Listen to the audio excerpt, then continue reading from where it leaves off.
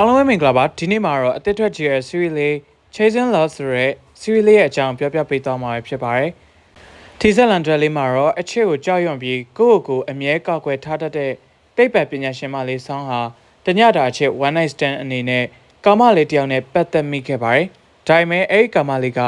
သူမရဲ့တတိအရင်ကြီးရဲ့သမီးဖြစ်နေမှန်းသိလိုက်ရတဲ့အခါမှာတော့အေးဆက်နေတဲ့သူမရဲ့နှလုံးသားဟာမထင်မှတ်ပဲအချစ်ဆိုတဲ့ရင်ခုန်တန်တဲ့ကိုအည်ပြောကျသွားခဲ့ရပါတယ်။ဆောင်းလိုပဲအချစ်ကိုကြောက်လန့်ပြီးထွက်ပြေးနေကြတဲ့အမျိုးသမီး၃ဦးနဲ့နှလုံးသားကတောင်းဆိုရာကိုလက်မလျှော့တန်းလိုက်လံရှာဖွေနေကြတဲ့တခြားအမျိုးသမီး၃ဦးကိုမမျှော်လင့်ပဲစုံတွေ့ကြတဲ့အခါဘလောက်ပဲဝေးဝေး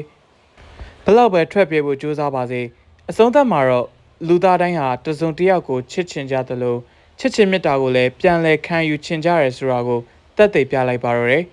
ဒီဇက်လန်တွဲလေးကတော့မတူညီတဲ့အချစ်ပုံစံ၃မျိုးကိုမြင်တွေ့ရမယ် Girl Love Series တစ်ခုဖြစ်ပြီးပါဝင်ထားတဲ့မင်းသမီး6ယောက်စလုံးရဲ့ visual အလှတွေနဲ့ဆွဲဆောင်မှုရှိတဲ့ chemistry တွေကြောင့် GL ပရိသတ်တွေသဘောကျစေမဲ့ series ကောင်းတစ်ခုဖြစ်ပါတယ်ဒီဗီဒီယိုလေးကိုလည်းဒီမှာပဲဆုံးသတ်လိုက်ပါမယ်ကြည့်ရှုအားပေးခဲ့ကြတဲ့သူတိုင်းကိုလည်းကျေးဇူးများတင်ရှိပါတယ် channel လေးလည်း subscribe လေးနှိပ်ပေးသွားပြီးတော့ notification ခေါင်းလေးလည်းနှိပ်သွားပေးဖို့လုံးဝမမေ့ပါနဲ့ဦးနော်